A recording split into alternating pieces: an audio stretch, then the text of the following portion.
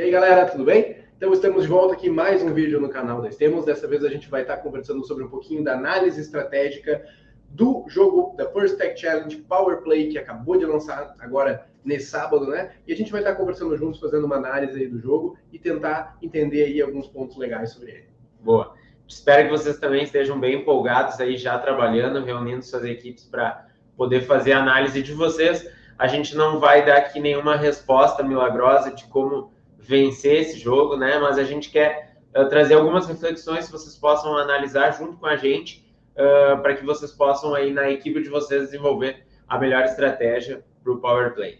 E daqui a pouquinho a gente tem um convidado também que vai conversar com a gente, contar o que ele achou desse jogo. Então, antes da gente começar, temos alguns lembretes, né? O nosso programa de patrocínio para a próxima temporada, ele está aberto, aceitando aplicações até o dia 17 de setembro. Exatamente. Então, e ao contrário dos outros anos, ele tem uma tarefa mais prática para fazer, né? Então, tem o desenvolvimento de um mecanismo utilizando CAD, né? Então, se você ainda não começou, dá tempo, mas tem que correr. Então, depois não adianta chegar lá em janeiro e mandar e-mail. Por favor, patrocina a nossa equipe. A gente sempre faz esse processo aberto para todo mundo poder participar e realmente escolhe as melhores aplicações. Então, se você ainda não aplicou para o nosso programa de patrocínio, aplique. Tem, além de créditos em equipamentos, também tem uma mentorização, que é algo bem legal e pode ajudar bastante a equipe de vocês. Isso aí. E além disso, já está no ar o nosso novo kit de expansão para a First Tech Challenge para o jogo Power Play agora em 2022-2023. Então ali a gente trouxe uma curadoria de produtos, a gente vai estar falando mais sobre ele também aqui logo em seguida, mas a gente trouxe uma curadoria de produtos pensando no Power Play e já buscando aí permitir a sua equipe a ter a melhor performance nas competições. Certo? Então, se ainda não viu, entra aí na descrição do vídeo e dá uma olhada lá como ficou o nosso kit de expansão. Isso aí. Então agora vamos chamar o nosso convidado aqui para a gente iniciar a nossa conversa sobre o Power Play. Tá aí ele. A gente vai chamar aqui para conversar conosco o Lucas. O Lucas, que é juiz voluntário na FTC. E aí, Lucas, tudo certo? Fala aí, galera. Boa tarde, tudo bem? Tudo tranquilo. E aí, qual foi a primeira percepção do Power Play? O que você achou? Cara, acho que é um jogo diferente, né? A gente tem bastante possibilidade aí. Acho que a estratégia vai contar muito nesse jogo. Acho que tem bastante caminhos assim para seguir lá na parte final, né? Nos últimos 30 segundos, como que a aliança vai decidir se vai tentar fazer o traçado, vai tentar impedir a outra que faça. A gente tem bastante coisa bacana rolando e bastante espaço para uns mecanismos interessantes, assim. Boa. Mas então, vamos lá, vamos dar uma olhada no jogo. Se você já viu esse vídeo 10 vezes, você pode pular. Se você viu menos de 10 vezes, você tem que olhar de novo, porque é importante para fixar bem. Brincadeira, mas a gente vai assistir agora o lançamento do jogo. Isso aí. Bora lá.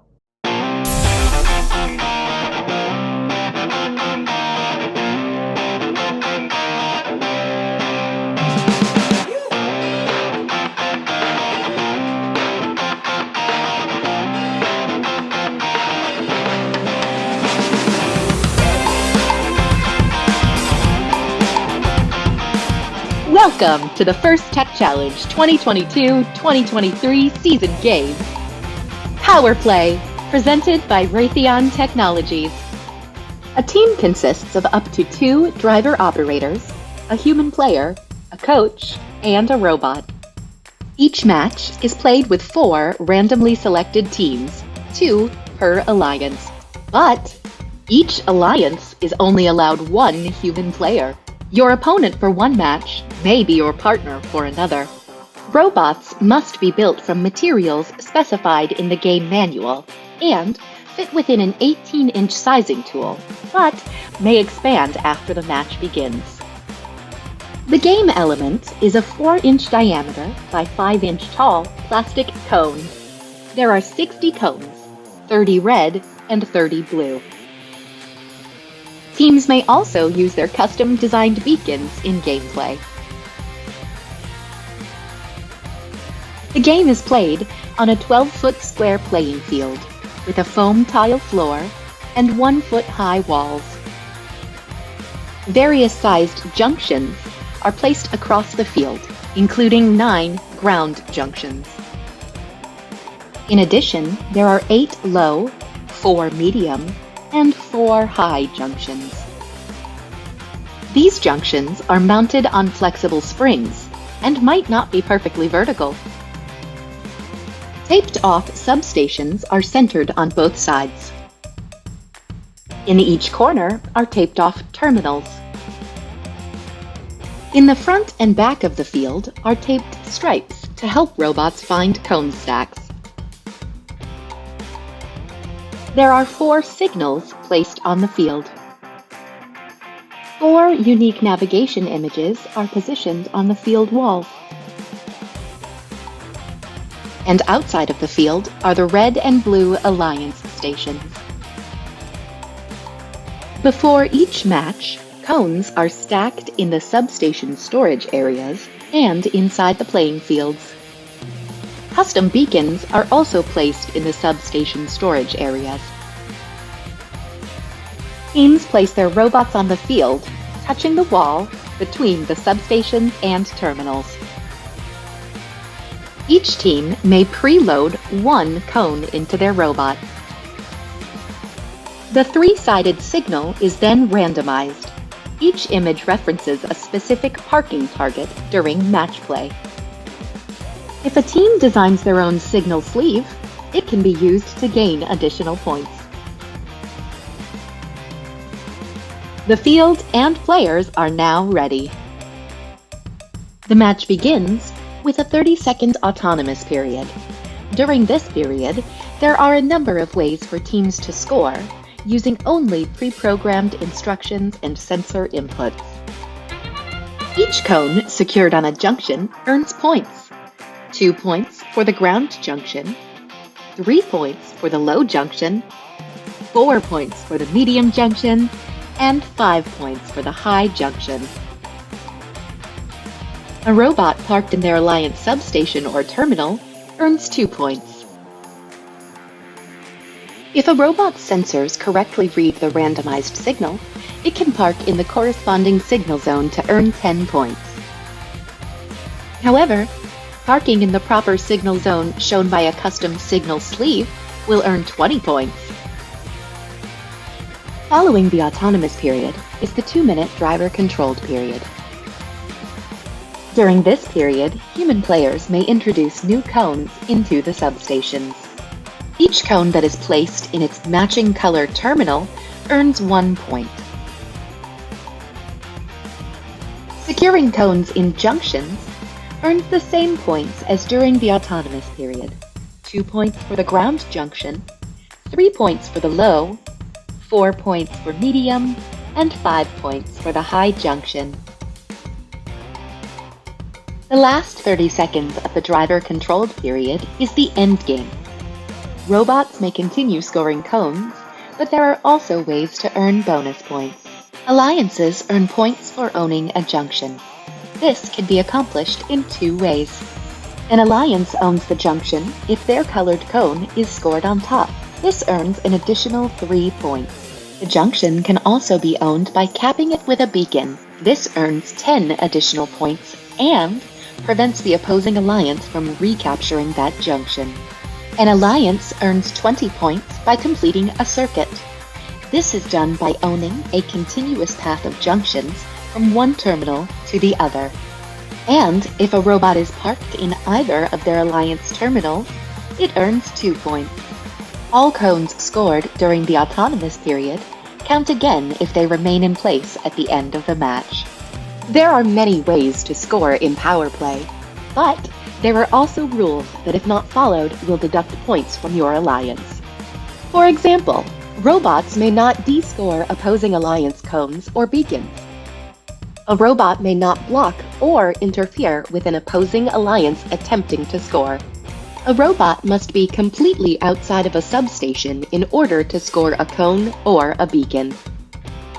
Robots may control or possess only 1 cone and 1 beacon at a time.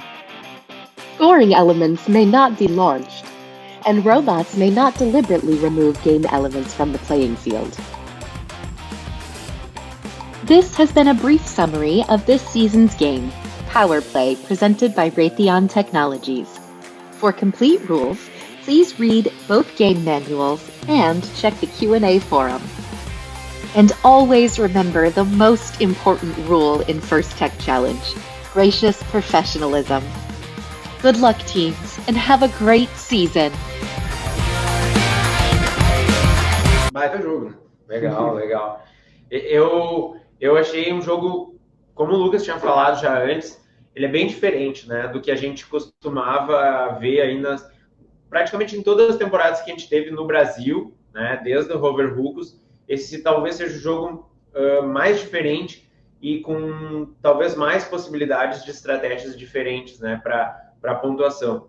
Isso aí. A gente tem ali, né, a gente só tem um elemento de jogo dessa vez, né, diferentemente do ano passado, mas a gente tem um elemento muito diferente, né, aquele cone ele é algo que a gente não viu ainda na First Tech Challenge, então eu quero ver como é que as equipes vão lidar com ele. E a gente tem uma quadra muito diferente, né, até umas coisas que a gente observou que a galera me trouxe de cara ali, foi que esse ano a quadra, ela não tem, diferentemente dos últimos 2 anos, ela não tem mais esquerda e direita, né, os robôs eles não estão mais um na esquerda e outro na direita, agora o desafio todo ele acontece ali no meio, os terminais estão interseccionados, né? E a gente vê, eles estão um na diagonal do outro. Então, os robôs eles não vão tender a ficar do seu ladinho, que nem a gente tinha no passado, no retrasado. Agora a gente vai ter uma mistura ali no meio, né, Lucas? E é uma boa. Acho que outra coisa é pensar, né? Olhar para essa quadra e isso é até importante para a questão de treino. Quando eu estiver treinando nessa quadra sozinho é uma coisa, mas 4 robôs dentro da arena, eu acho que vai ser bem diferente, né? Não sei qual é a tua opinião aí, Lucas. Não, super concordo. Acho que esse ano a questão da movimentação dos robôs em quadra vai ser importante, né? A gente tem as posições no solo também, lembrando que se tiver um toque ali, tirar o cone da outra aliança pode incorrer uma penalidade. Então, acho que os pilotos vão ter que treinar bastante e realmente ter isso em mente, né? Que com 4 robôs nessa quadra, que já é uma quadra um pouco mais limitada em movimentação, é um desafio bem interessante. Esse ponto que o Lucas trouxe é muito importante, né? Porque principalmente ali a gente tem as junções térreas, né? Se eu tenho um robô meio grande, às vezes meio desengonçado, se eu bater e tirar o cone, de fato eu vou tomar uma penalidade. Exato. Né? Então, não é isso que a gente quer, né? Com certeza. E a gente tem uma quadra que vai exigir de um robô com bastante manobrabilidade. E ano passado a gente já viu a exigência de robôs mais estreitos, né? Pelo menos foi uma tendência, né? Para poder passar naquele espaço que tinha, né? De trânsito. E eu acho que essa tendência é capaz de se manter, né? De robôs menores, né? Não ocupando o limite do tamanho permitido, né? Não sei, pode ser uma tendência que a gente vai ver.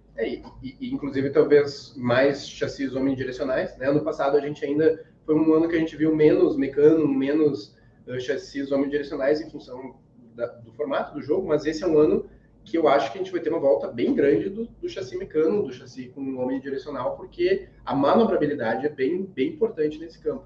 Claro, e parece a quadra ela parece que convida você a andar, né, só nos eixos, né, X e Y, e rotacionar menos. Claro que vai ter, né, mas parece que a quadra foi feita para isso, né.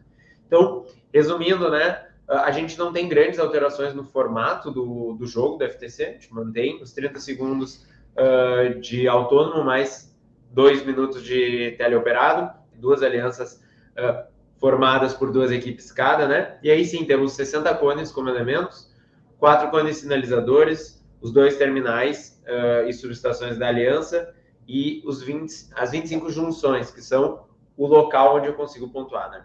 Isso aí.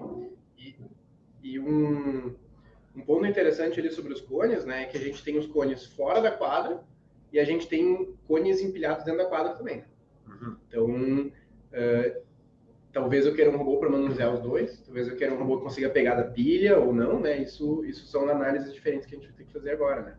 Então, primeira parte, né, que é o período autônomo, a gente já viu, para quem está chegando agora no FTC, é importante pensar, né, que o período autônomo ele é um tempo menor, mas às vezes é ali que a partida se decide, né? Às vezes ela já sai do período autônomo com uma definição no aspecto de quem vai vencer, né? Não que vencer seja o o importante é realmente a pontuação, mas é onde muitas equipes conseguem fazer uma quantidade grande de pontos, né? Então, a gente mantém no mesmo padrão dos outros anos os pontos por navegação, que é só por uma movimentação, e que toda equipe tem que conseguir, né, esses pontos, é muito importante.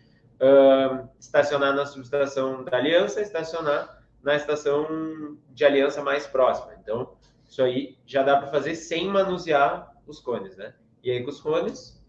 Aí ali a gente entra num pouco mais difícil, né? Porque o robô ele pode partir com um cone, né? No período autônomo, e aí ele pode já ali partir para começar a encaixar os cones, né? Então, se ele colocar nas junções mais baixas, ele vai fazer uma pontuação menor, e na junção mais alta, uma pontuação maior. Só que o que é o interessante? Nesse momento do autônomo, o jogador humano, ele não pode colocar cone na quadra, e o robô não pode pegar o robô lá no terminal. Então, ao meu ver,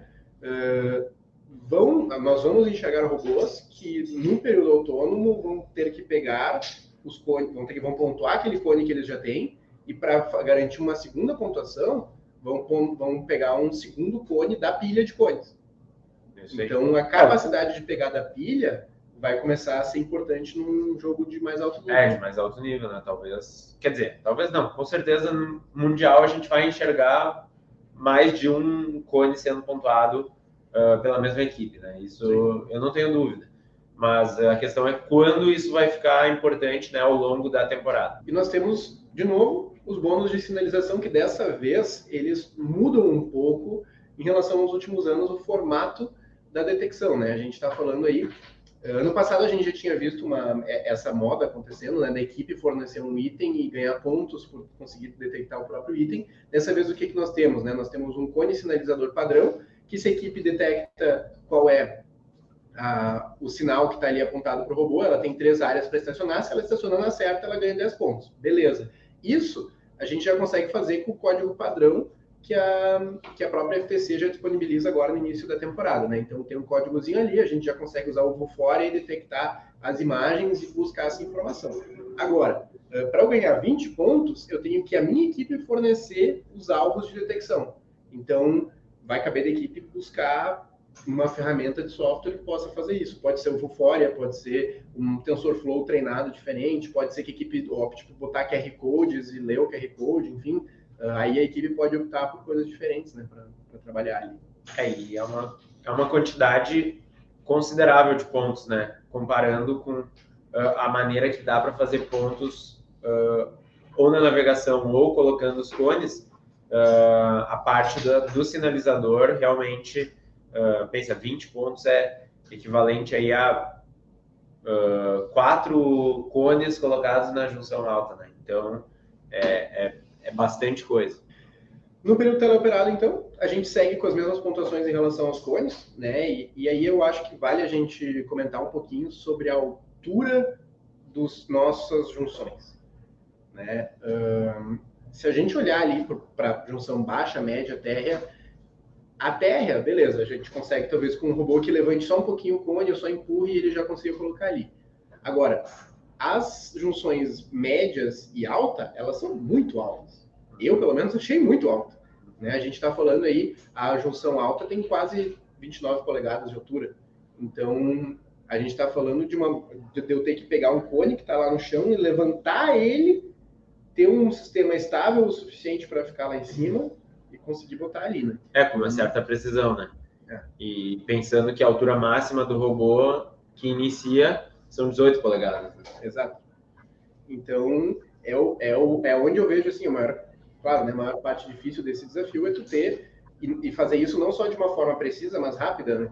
Porque eu não quero, se a gente for olhar para o objetivo macro do jogo, que é o circuito, eu não quero pontuar um monte de cones, eu quero pontuar vários cones em posições diferentes e tentar otimizar isso. Então, eu preciso subir e descer de uma forma rápida, né? E aí, falando de um suporte para análise de vocês, é tentar pensar, né, nesses 2 minutos e meio, como que eu consigo ter uma taxa de pontuação maior, né? Ou seja, provavelmente eu vou ter que diminuir o tempo de ciclo, né, que eu levo para ir colocando cones. Então, não adianta eu só pensar num robô capaz de realizar, ou, por exemplo, colocar na junção mais alta, se eu não levar em consideração quanto tempo isso leva, né? Então, isso é o que a gente já viu, talvez o Lucas talvez concorde comigo, que, claro, a gente está evoluindo, mas no Brasil a gente já viu muitos robôs que executam a tarefa, mas que levam muito tempo para executar aquela tarefa, né? E aí, quando chega num nível mais competitivo, o tempo entre fazer uma pontuação e outra importa muito, né? Não sei se tu concorda aí, Lucas. Não, concordo. Eu acho que isso a tendência aqui no Brasil é que o nível vá subindo cada vez mais. Acho que ano passado já foi um indicativo forte disso. Acho que esse ano vai continuar com certeza. Essa questão de pontuação por segundo, fundamental, né? Como que a equipe vai balancear, conseguir aí a junção alta, a junção média com a questão do tempo. Acho que é bem nessa direção mesmo. Boa. Então aqui a gente tem a pontuação. E aí, avança aí. A gente tem a questão dos domínios das junções, né? Isso aí. Então, o cone mais alto ali é o cone que está no topo, né? Então, eu acho que esse é o ponto mais importante para definir uma estratégia interessante de jogo, né? Então, vamos lá. Em cada junção, o cone mais alto ganha a cor do cone mais alto, né? Representa 3 pontos aí para aquela aliança, justamente para ele estar ali. Então, é isso que é interessante a gente pensar, né? O cone na junção mais alta, por exemplo, vale 5 pontos. Se o meu está por cima, mais 3 pontos. Mas, além de tudo, quando eu coloquei o meu lá, eu impedi a outra aliança de fazer aqueles 3 pontos, né? Então, talvez essa parte seja mais importante. Não de talvez ficar ali empilhando no mesmo cone, né? E sim saber como distribuir os cones nos momentos certos. Isso aí. Isso vai ser muito difícil. É. Porque a gente pensa, se eu colocar um cone na junção baixa, eu vou ganhar 5 pontos, que é praticamente a mesma coisa que se eu colocar se é uma outra equipe, por exemplo, eu colocar um cone em cima de outro que eu já pontuei numa alta. Uhum. Então, vai depender muito da equipe entender também com quem que ela está jogando. Sim. E isso vai ser interessante especialmente assim no início da partida, para ver como as equipes vão se comportar, né? Se vai ser tipo uma corrida de quem toma mais as junções, ou se elas vão deixar mais para o final da partida para tentar fazer ganhar esse bônus, né, de dominar ali a junção, né? Então, isso é que vai dar, eu acho que é o grande diferencial desse jogo, né? Essa parte dos bônus, porque no fim das contas a gente tem 25 junções, então é complicado uma aliança dar conta de todas. Então, será que tipo assim as equipes vão se respeitar por zona, ou elas vão ficar tentando uma tirar o ponto da outra? Não sei como isso vai acontecer, mas é interessante. E acho que tem uma coisa interessante nessa reta final também, que eu não lembro de muitos jogos do FTC que era assim, mas que as duas equipes da Aliança têm que trabalhar juntas, né? A gente não tem, que nem a gente tinha ano passado, que uma podia ficar ali no pato, a outra podia continuar pontuando, podia fazer coisas diferentes na reta final, né? O que tem para pontuar é isso, é o domínio da junção, às vezes tentar impedir que a outra aliança domine uma junção ou complete o circuito. Mas vai ser interessante, principalmente quando a gente chega ali nas quartas, nas finais, que as equipes já estão mais inteiradas, como que eles vão separar isso para, assim, estrategicamente, né, conseguir o máximo de pontos. Isso aí. E pensando, né, a gente tem, além do domínio da própria junção, a gente tem o sinalizador da equipe que pode impedir, né, na reta final, se eu coloco o meu sinalizador, eu não posso mais colocar cones ali. Uhum. Então, eu tranco aquela zona de pontuação. Né? E o que é interessante que a gente traz ali nas imagens, que as equipes têm que atentar, né? Se eu ponho meu sinalizador, que eu acho que é o que tem na imagem da direita embaixo ali, se eu ponho o sinalizador da minha equipe em cima do sinalizador de outra, o que vale é o que está embaixo. Eu não posso negar o sinalizador da outra equipe. Se uma equipe já tampou aquela junção está tampada. Eu colocar o outro sinalizador, ele não vai mudar nada. Então isso que é interessante de avaliar também. A primeira equipe a capar leva a direção àquele ponto. Isso pode ser uma arma para abrir o circuito de alguém, né? Exatamente. Então, isso que vai ser doido, assim, saber onde colocar o sinalizador da equipe pode ser, claro, é pouco tempo ali, né? Mas pode ser uma oportunidade de voltar a fechar um circuito. No último segundo, uma batalha por uma das junções pode acabar virando para uma equipe que deixou para colocar no último segundo aquele sinalizador, né? E outra coisa que eu estava pensando agora, até vou voltar um pouquinho aqui para eu só confirmar, nós temos 60 cones ali. São 30 vermelhos e 30 azuis. Não é muito cone, não, né? Não é muito. São 15 por robô? Claro, eu enxergo no nível mais alto de competição, talvez eles acabando. Com certeza. E aí, se é um objeto que é escasso, aí tem que saber usar com sabedoria, né? Não pode sair colocando em qualquer lugar. Então, é algo interessante, né? Como isso vai se desenvolver. Claro que nos torneios mais iniciais, isso não vai importar porque não vai acabar. Mas eu imagino que ao longo da temporada comece a ficar um elemento escasso. E aí, sim, tem que usar de uma forma talvez diferente, mais bem pensada, né? Boa.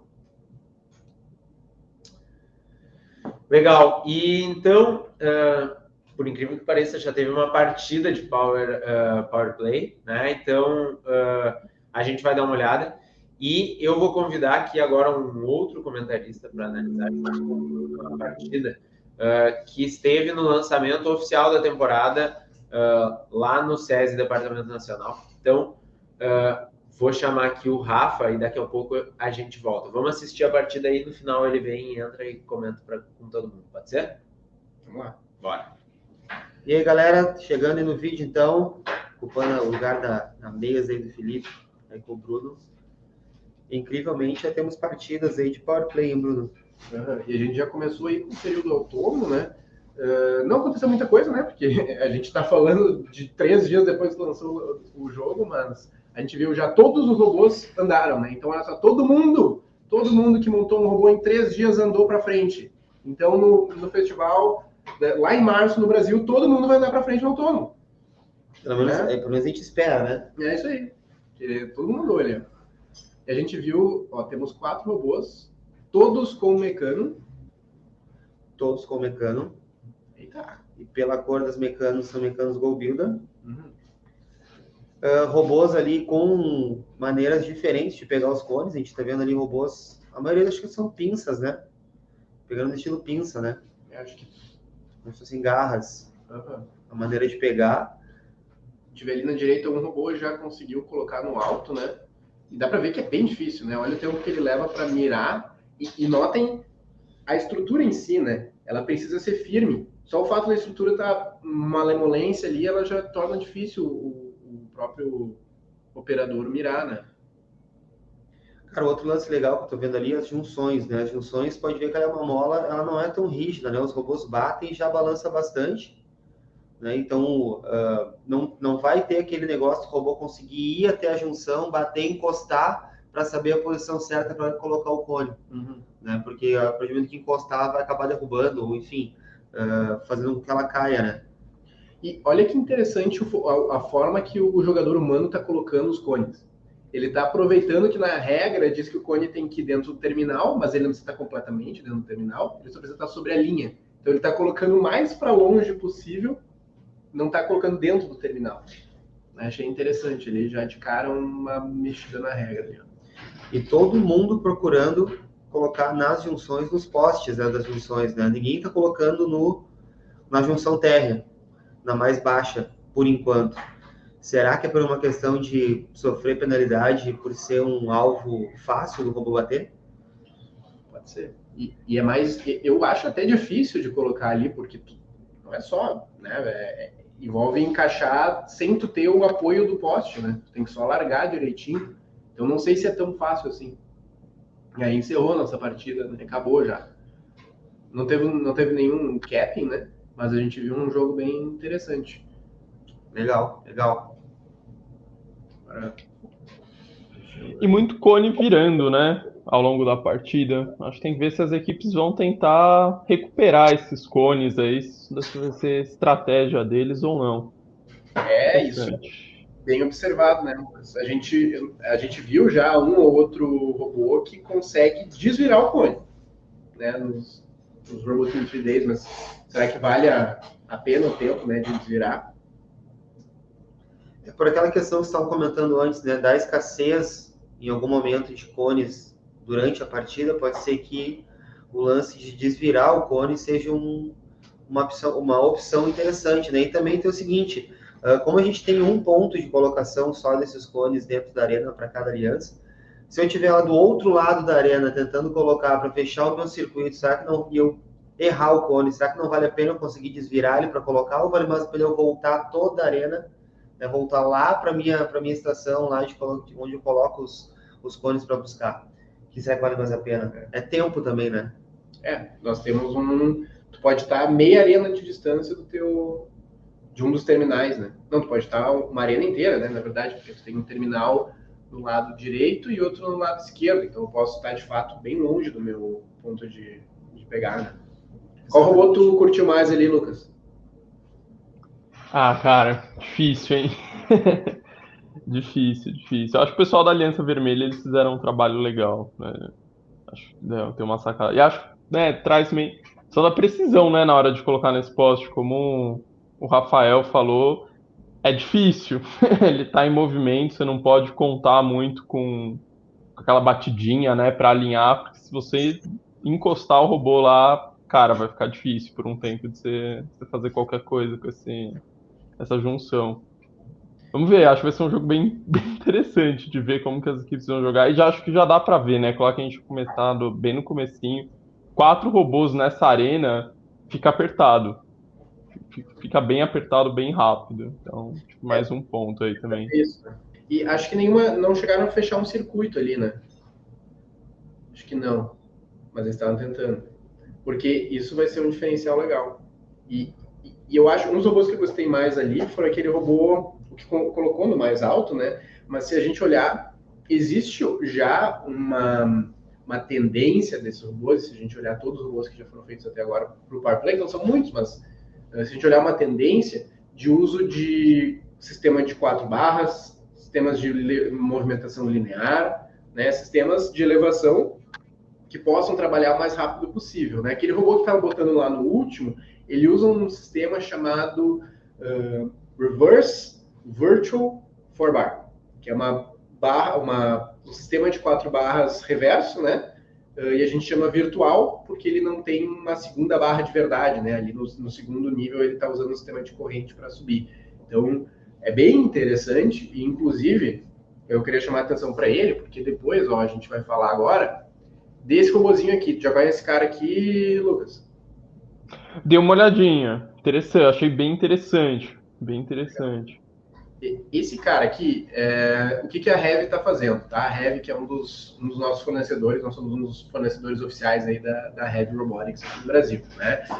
A gente, inclusive, conversou com eles sobre esse processo que eles estão passando. O que eles fizeram? Eles analisaram o jogo, que nem a gente está fazendo, e agora eles vão entregar para as equipes não uma solução, mas uma base, um design inicial para onde as equipes podem começar a ter um mínimo competitivo dentro da FTC, usando apenas as peças do kit base do Heavy V3. Então, esse robô que ele vai mostrar ali, eles acabaram de montar, né? Ele tem esse sistema de 4 barras virtual que eu comentei, e ele só usa as peças do kit que todas as equipes do Brasil têm, que é o kit V3. Bem interessante, bem interessante. Vamos dar uma olhada nele? Agora eu fiquei curioso, porque eu confesso que eu não vi e fiquei bem curioso. Olha lá. Põe no último nível. Ele tem um sistema de intake um pouco diferente. O coletor dele ele desce por cima para puxar, né? Mas ele parece super efetivo. A única coisa que ele não tem ali, que para mim seria importante, é um sistema mecânico. Sim, ele está usando ali atrás, ele está usando as rodas para poder dar o giro melhor. Como é que é o nome dela mesmo? Me faltou Omni, exatamente. Estou dando 2 Omnis atrás que vem no kit, né? Uhum. E por isso, principalmente eles falaram, esse é um ponto de início, né, onde ele pode começar. Então, galera do Brasil, olhem esse robô, e se vocês não sabem por onde começar, montem esse robô, porque já tem passo a passo, já tem programação para ele, tudo no site da Heavy. Então, tipo, montem ele, joguem, analisem o jogo com ele e partam dali, né? Vão melhorando, vão vendo outras ideias, mas ele é um ótimo ponto de partida, onde vocês podem já de cara conseguir colocar uns cones no gol baixo, no gol alto, já consegue ter movimentação, né? Já dá umas ideias diferentes de design, então vale a pena a análise ali que o pessoal da Heavy fez, ficou muito legal mesmo. Inclusive até, como o pessoal comentando, para os times que estão começando é legal a partir daí. Os times veteranos, quem sabe também é interessante a partir daí, principalmente para treinar o piloto. Com certeza. Para treinar os drivers, né? Então já de largado o driver pode ir treinando toda semana enquanto a equipe está lá projetando um novo robô, um robô diferente. Ele já consegue treinar a colocação dos cones, né? A galera da programação pode treinar, se tem uma câmera, eles têm uma programação já por visual, quer testar algo diferente para achar as junções, também já consegue ir trabalhando em cima desse robô, para não entrar naquele processo, né, de esperar ter um robô pronto para daqui 1, 2, 3 meses, sei lá quando, para ter um robô para conseguir treinar. Né? Tem várias equipes que tem 2 kits, né? Monta um kit monta esse robô com um kit, depois vai trabalhando com outro. É bem interessante. É isso aí. Acho que o Rafael comentou agora, né, de programação e acho que esse jogo, né, eu vejo assim, né, abre possibilidades para trabalhar em umas assistências para os pilotos, né? Acho que é importante aí a galera da programação, do controle, tá junto, né, nesse momento de estratégia para começar a pensar como que, além da parte mecânica, eles podem usar a programação para aumentar a precisão da equipe. Acho que tem boas possibilidades aí. De cara, né, olhando para aquele robô ali, já pensar, né, Lucas? Eu tenho 4 alturas que eu posso colocar o cone. Então, quem sabe eu tenho um botão para cada altura e o robô coloca, já movimenta o braço na altura certa, né, para o cara não ter que ficar pensando. Isso é o mínimo, né, que a gente precisa de controle ali, né? Quando vê alguma coisa para avisar o piloto que pegou um cone ou que está na posição certa, né? Tem várias ajudas mesmo. E aí a gente pode até entrar na questão de odometria, né? Que a gente já viu algumas equipes usando no passado, né? Para a parte de movimentação autônoma vai ser importante. Então é um ponto interessante ali estudar a odometria agora para essa temporada, né? Sim. Inclusive esse ano a gente não tem muitas linhas, né, na quadra, né? A questão da odometria ali para o começo, para identificar a posição e ir, eu acho que é muito válido, muito válido. É verdade, a gente não tem mesmo, né? Tem bem pouca linha na quadra. E o que eu comentei na live de lançamento lá em Brasília que a gente teve aí, que eu acho que vai ser fundamental também agora aqui nessa partida é a função do coach, junto com os estudantes, né, do mentor, que vai estar ali junto, enfim, o terceiro elemento ali da quadra. Por quê? Porque a gente tem essa questão do circuito e muitas vezes o piloto ele está com o olhar fixo no cone naquele movimento que o robô está fazendo pontualmente, mas ele não consegue enxergar o que está acontecendo para fechar esse circuito.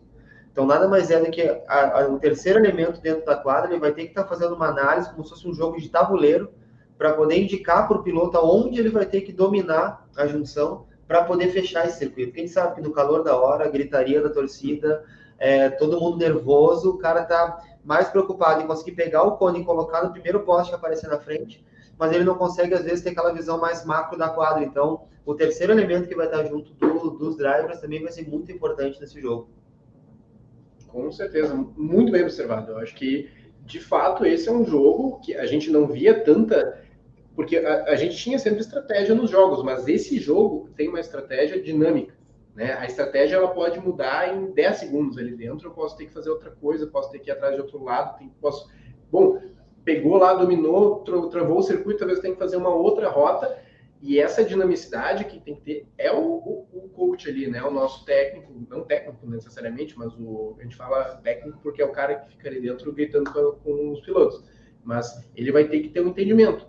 E até uma coisa que a gente viu algumas equipes fazer já em alguns anos, que eu acho que vai ser super interessante, é ter o que a gente chama de playbook, né? Antes de chegar na competição, analisem as possíveis estratégias do que vocês podem fazer. Nossa estratégia principal vai ser fazer daqui até aqui, colocar esses cones. Caso isso aconteça na partida de alguém colocar um cone aqui, o que eu posso fazer?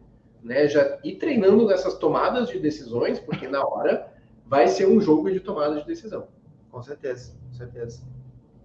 E o jogador humano também, né? Muito mais presente esse ano, né? Ano passado a gente tinha ali uma função no final do jogo, mas esse ano o jogador humano é um por aliança, vai ter que ficar ligado o tempo todo, também acho que é outra coisa. Dependendo do posicionamento que for fazendo dos cones, pode ser segundos aí preciosos para a aliança, então vai ser interessante. Isso aí.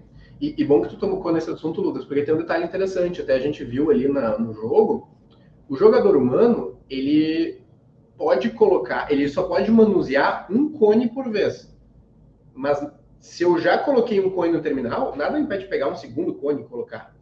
Né? Então, por isso que a gente via o jogador humano, ele pegava um cone, colocava na direita, pegava outro cone e colocava na esquerda. Os dois robôs, né? Então ele deixava um cone para cada robô sempre ali. E ele ia pensando dessa forma. Então, às vezes alguém vai pegar mais para frente, mais para trás, às vezes tem que pegar de cabeça para baixo, não sei. Mas é interessante que o jogador humano ele não tem essa restrição, né? Ele pode, se ele quiser pegar ali e botar todos os cones, pegar e movimentar todos os cones e botar de cara ali para dentro do terminal, ele pode. Né? Desde que ele manuseie um por vez. Então isso é um detalhe interessante aí também. Verdade, verdade. E aí, Bruno, o que nós temos ainda mais aí para a gente trocar uma ideia com o Super Lucas e para a galera que está nos assistindo aí? Isso aí, principalmente. Agora a gente só tem aquele lembrete, né, para a galera nos seguir no Instagram. Né? Agradecer aí todo mundo que acompanhou a gente até agora. Dessa vez a gente conversou um pouquinho mais do que a gente normalmente conversa para poder ter essa interação. Deixem aí, né, comentários, vão trazendo as dúvidas de vocês, interajam com a galera lá no Insta para a gente poder discutir também, né, sobre esses próximos aspectos. Acho que agora a gente fecha com alguns comentários finais aí, só para a gente, um último comentário de cada um aí para a gente falar o que achou dessa temporada, e daí a gente encerra o programa hoje. É isso aí. Aproveitando, já deixo então, e dando aí a minha dica, pessoal, joguem bastante xadrez, jogos de tabuleiro, né, pensamento aí de estratégia, onde a minha ação, ela vai fazer com que a ação do meu oponente possa ser diferente, ou a ação do meu oponente pode mudar a minha ação durante uma partida. Então é legal também, né, trabalhar com esses jogos de tabuleiro aí, porque eu acredito que a gente vai ter um grande tabuleiro aí de 3x3 aí na temporada para poder jogar. Lucas, o que tu diz para nós? Galera, acho que, jogo sensacional. Tenho certeza que a gente vai ter um festival muito bom lá em março. Acho que aproveitar para falar para as equipes, se conectem, troquem ideia aí entre vocês, procurem mentorias, procurem pessoas assim para já ir trocando a ideia desde agora. Caprichem todo esse processo que vocês estão fazendo, documentação, design, não sei o que, já começa já no capricho, porque esse primeiro momento eu acho que é muito rico, vai surgir muita ideia, muita coisa bacana. Acho que é um jogo que tem muito espaço para inovação, tem muitos jeitos diferentes de abordar o jogo. Então, acho que a gente vai ver um show lá em março. Com certeza. A gente vai ver um show de FTC, FLL, FIC, F1. Vai estar diferente esse nosso festival lá em março, né? Vai ser absurdo. E eu deixo aí só pro fim, assim, ó, pessoal, deem uma olhada no que já rolou de jogos aí de outras competições, da FTC, né? Assim, ó, VEX 2017-2018. É bem interessante dar uma olhada nesse jogo, ver como é que eram os jogos daquele ano. O próprio Skystone, tem muitos mecanismos no Skystone que vão voltar agora para 2022-2023. Então, aproveitem que já existe aqui, deem uma olhada aqui no YouTube e vejam o que vocês acham do robô, porque vai ter bastante coisa legal para vocês, certo? Então, galera, com isso a gente se despede, agradece aí a participação de todo mundo até agora, esperamos ver todos lá no Nacional, ver todo mundo muito feliz competindo, e a gente quer ver todos esses robôs andando no autônomo, fazendo ponto e colocando o cone lá nesses jogos. A gente está ansioso para ver todo mundo de novo. Até lá, boa temporada, bom kickoff, bom tudo para todo mundo. Valeu, galera. Valeu, galera.